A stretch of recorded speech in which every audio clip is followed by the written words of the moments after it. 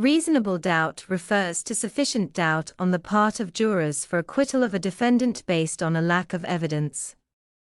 Beyond a reasonable doubt is the legal burden of proof required to affirm a conviction in a criminal case. In a criminal case, the prosecution bears the burden of proving that the defendant is guilty beyond all reasonable doubt. This means that the prosecution must convince the jury that there is no other reasonable explanation that can come from the evidence presented at trial.